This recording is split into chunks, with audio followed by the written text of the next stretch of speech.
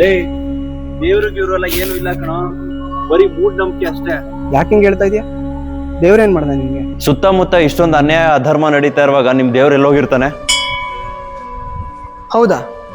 ಮತ್ತೆ ಯಾಕೆ ಮೊನ್ನೆ ಒಂದು ಹುಡುಗಿನ ರೆಗಿಸ್ತಾ ಇದ್ರೆ ಸುಮ್ಮನೆ ನೋಡ್ತಾ ನಿಂತಿದ್ದೆ? ಇದೊಳ್ಳೆ ಸರಿ ಆಯ್ತಲ್ಲ, ನಾನೇನಂತ ಹೋಗಿ ಕೇಳಲಿ? ನೀನೇ ಯೋಚನೆ ಮಾಡು.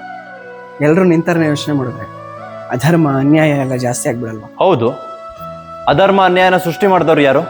ನಿನ್ನ ದೇವ್ರೆ ತಾನೇ? ಇಲ್ಲ ಇಲ್ಲ, ದೇವ್ರು ಸೃಷ್ಟಿ ಮಾಡಿದ್ದು ಮನುಷ್ಯನ ಮಾತ್ರ. ಇದನ್ನೆಲ್ಲ ಮಾಡಿದ್ದು ಮನುಷ್ಯ. ಸುಮ್ನಿರು ಗುರು. ದೇವ್ರು ನಿಜವಾಗ್ಲೂ ಇದ್ದಿದ್ರೆ ನನ್ನ ಕೆಲಸ ಯಾವಾಗ್ಲೂ ಸಿಗ್ಬೇಕಾಗಿತ್ತು.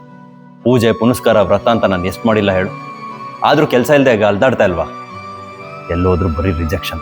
ಯಾಕೆ ರಿಜೆಕ್ಷನ್ ಅದೇ ಅನ್ನೋದ್ರ ಬಗ್ಗೆ ಯೋಚನೆ ಮಾಡು. ದಾರಿ ತೋರಿಸೋದಷ್ಟೇ ದೇವ್ರ ಕರ್ತವ್ಯ, ಆ ದಾರಿ ಸರಿಯಾಗಿ ನಡೆಯೋದು ನಿನ್ ಕರ್ತವ್ಯ. ನಿಜ ಹೇಳು, ಕೆಲಸ ಮಾಡಿ ದುಡ್ಡು ಮಾಡಬೇಕು ಅನ್ಕೊಂಡಿದ್ಯಾ ಅಥವಾ ದುಡ್ಗೋಸ್ಕರನೇ ಕೆಲಸ ಮಾಡಬೇಕು ಅನ್ಕೊಂಡಿದ್ಯಾ? ದುಡ್ಗೋಸ್ಕರ ಕೆಲಸ ಮಾಡ್ತೀನಿ. ಈ ನಿನ್ನ ಯೋಚನೆ ಧರ್ಮನಾ? ಇದು ಅಧರ್ಮ ಅಲ್ವಾ?